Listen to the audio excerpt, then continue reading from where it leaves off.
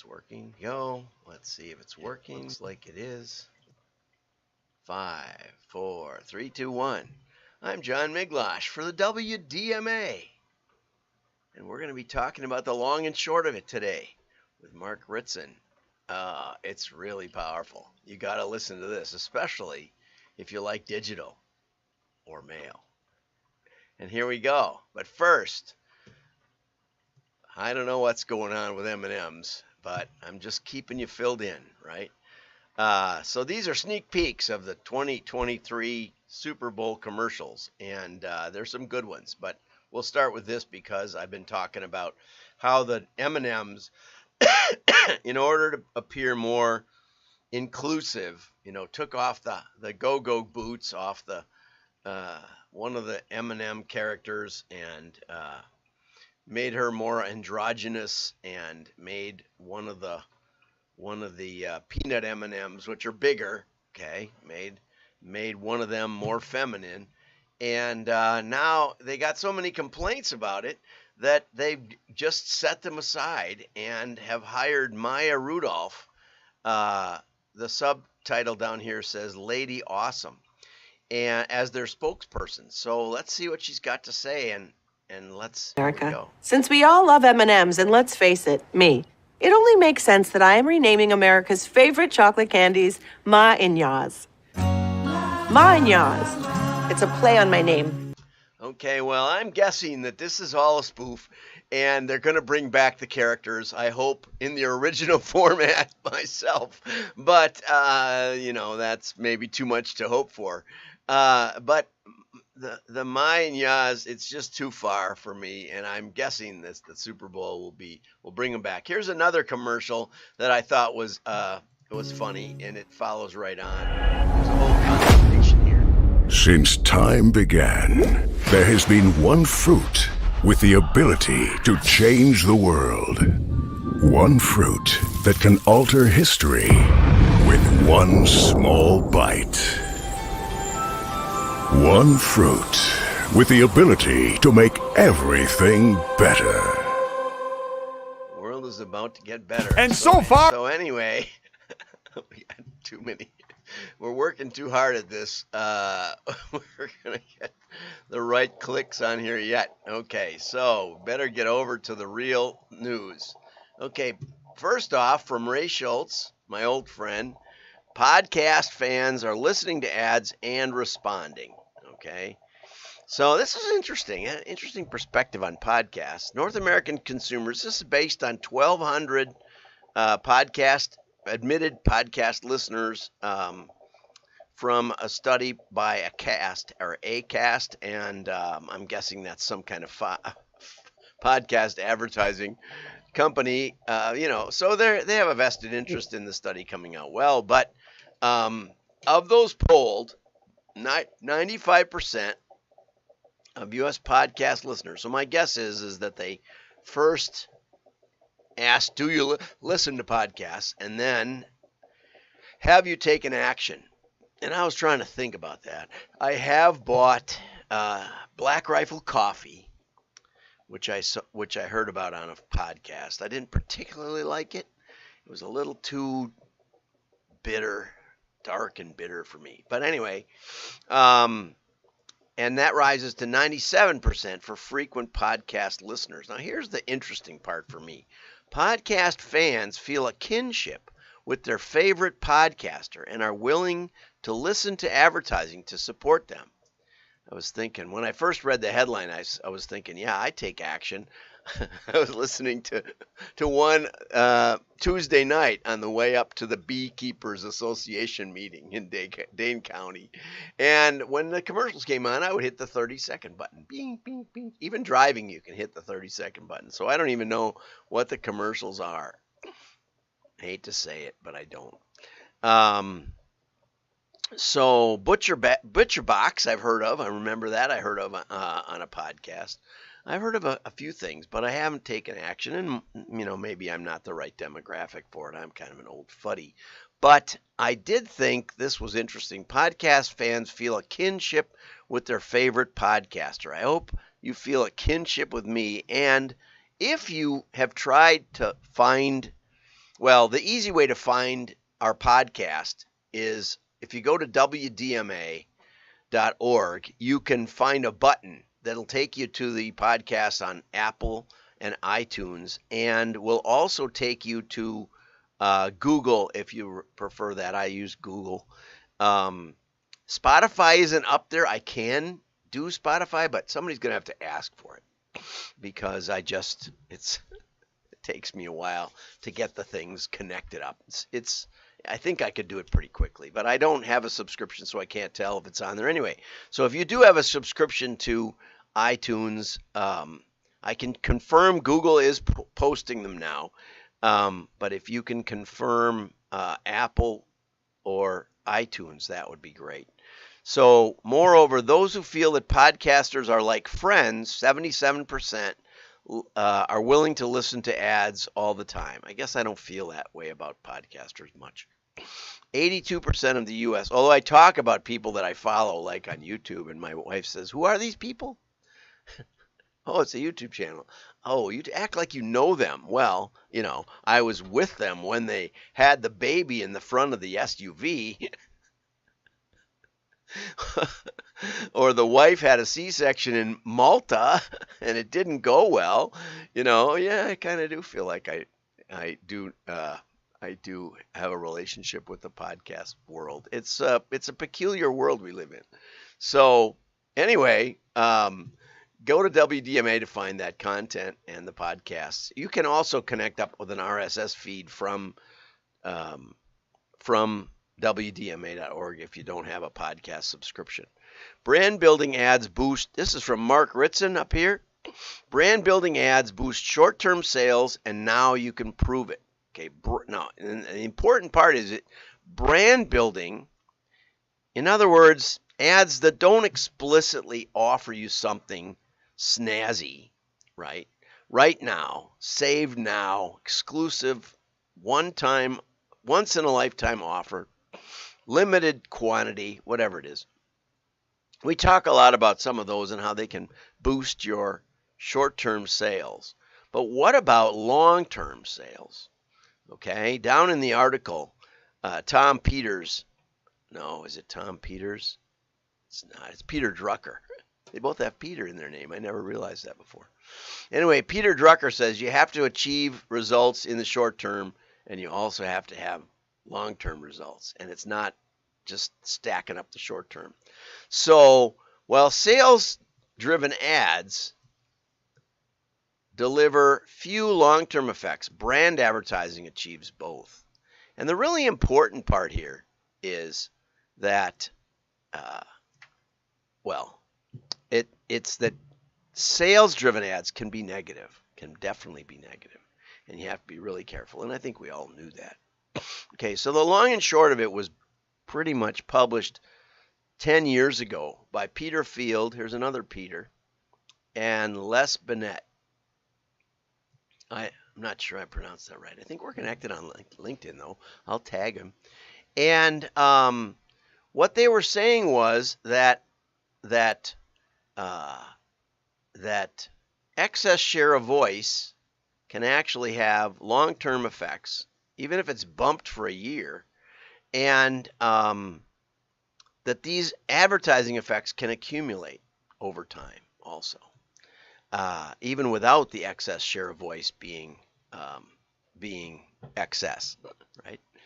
Okay, and so there's a lot of detail in here, but what they've done since they published the article, or in addition, no, actually, this was the basis of the article, of the paper, which was called The Long and Short of It. Here we go. What they did was they used a database of ad award submissions, which critics said was skewed, which of course it is, but you got to start somewhere, and self-reporting. But that article struck a chord with marketers, okay, and it was especially concerning to those who realized that the main benefit that digital claimed The main benefit was that we could trigger advertising based on search and browsing results. So if suddenly you're browsing Kuala Lumpur or Bali, we can send you airline tickets. We can send you resort information for these exotic places, or we can send you resort information for alternative exotic places. So digital has claimed from the beginning that it can give advertisers the ability to put information in your hands or on your screen that's related to your interests right now. Okay? I've disputed that. And even if it's true, though usually it gets there after I've already decided on what I'm up to, the retargeting, I now just use a private browser when I go to Amazon so they don't retarget me. I don't want to waste their money because I'm not probably going to buy it on Amazon. I have it all set up on eBay. I can buy the same thing and usually cheaper. And oftentimes it gets delivered by Amazon. I can't figure that out, but it doesn't bother me.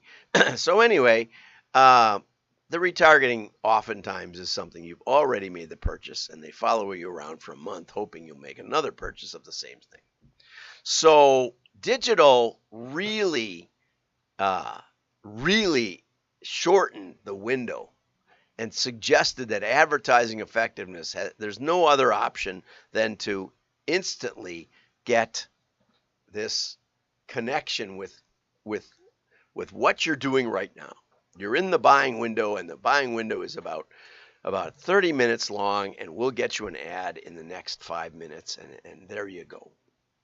And we make fun of that, okay? But anyway, now they have some additional data, okay? And you've probably already heard all this stuff. But one of the things that you should realize is that the long and short of it is media neutral. Why do people even do Super Bowl ads? Why are we talking about M&Ms and salivating? It's because they're talking about it and they get at us. And they can get at us in a way that we don't mind too terribly, right? So generally, advertising makes us aware of things that either we weren't thinking about or we didn't know about. Okay, and that's one of the magics of it. And communism and Karl Marx were very negative on advertising. They felt like it was an excess cost that merely raised the price of an item. Of course, they also believed that a refrigerator designed and invented in 1930 should be good enough. You don't need new features. You don't need competition. One good refrigerator made by the company, by the one manufacturer in the country should be good enough. And we saw how that worked out in there, competing with car companies around the world. Top Gear has a great episode that says, are there any communist cars anybody wanted? It is really funny. Okay, so advertising has the power to do influence and repetitively long-term influence, which we talked about a couple days ago on the 3% solution, where Absolute Vodka went just by advertising the shape of their bottle, never saying anything about the quality of their vodka. I'm sure it's fine. My mother-in-law used to drink Absolute. I used to think we should pour the inexpensive vodka into the Absolute bottle. We had a great relationship.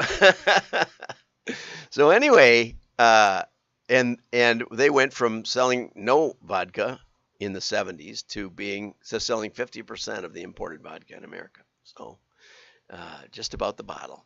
Okay, know the difference. The long and short of it are not binary. And, I always, when I think about that, I gotta go grab this thing here. I always think about Bass Pro Shops or Cabela's, just out of reach here. And I think about Land's End. Here's Land's End. When I first started buying from Land's End, they were mainly a sale accessory company. My understanding of the way that it started was when you're sailing, especially on the ocean race, for example, there's a lot of water bouncing around and your stuff gets all wet. So they started by making tote bags for sailors that were a little more waterproof than what was around on the market. But now, and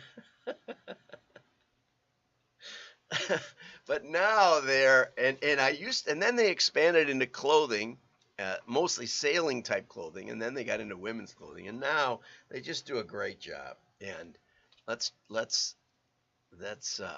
go over here, and so here's an ad for women's long underwear, and it says long underwear, but make them cute. Okay, and it's got there all kinds of patterns and colors and different stuff, and they look very comfy. And that's the way they've done it all along. They used to have articles. I remember the articles about here Sherpa, the Sherpa jackets, and they used to talk about the New Zealand sheep that they would use the wool from New Zealand.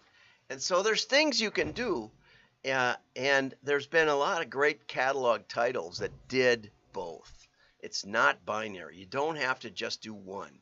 You can do a magalog format, which Craig Huey talks about, where you can tell stories and you can give testimonials and you can talk about the values and the purpose of your company, etc. And that's one of the beauties of direct, is it's got the time to tell you that. It's not binary, but in mass media, I think you don't have the time to do that. But here's an ad for a couch. Okay, let's see. I put a link on it, but it isn't getting it. But as low as $3.99 for this couch, $5.99 for another couch. This was an actual ad, and I thought I linked it so that you could find it, but I didn't. So the key to the short of it is an immediate response. And in direct marketing, I went around to MOA and I asked, what is direct marketing? And they said, generating a measurable response. And so we probably led the way, direct marketers led the way into this short of it, where we could measure our advertising, we could tell everybody how effective it was. And yet the catalogers had more wisdom. They knew that it wasn't just about the immediate return, but you wanted to do brand building along the way. And the greatest catalogers like LL Bean and Bass Pro and Cabela's used to really, and Land's End used to do the brand building. And this one also is not live. Oops, I'm not even showing you the stuff. Okay, here's the $3.99 for a couch, and here's the brand building. And I thought the links would be in there. I'll edit this to put a link in so that you can actually watch the ads if you want. Okay. So Mark is arguing that you should do both, but here's the short-termism killing the effectiveness. Okay, so you start doing an ad program, and you start doing sale ads and stuff, that short-term stuff. And what happens is that let's see, here we go. This is the effectiveness, and this is the percent short-term. As you increase the short-term, the effectiveness goes down. That's what he's really showing here. Okay, so it's a powerful concept. And how do you do both? It takes wisdom. It takes strategy. There's an attractiveness to immediate results. There's an attractiveness to immediate attribution and measurement, but it's never quite so simple. And if you're willing to do the long term, here's that quote by Peter Drucker. You have to produce results in the short term, but you also have to produce results in the long term. And the long term is simply not the adding up of short terms. And that's how you build a brand. So some of the great direct mail brands kept that in mind all the way through. And that is the wisdom of what we're finding out now in the marketing world. Have a great day. Like and share. Your friends will know you're smart. Bye-bye.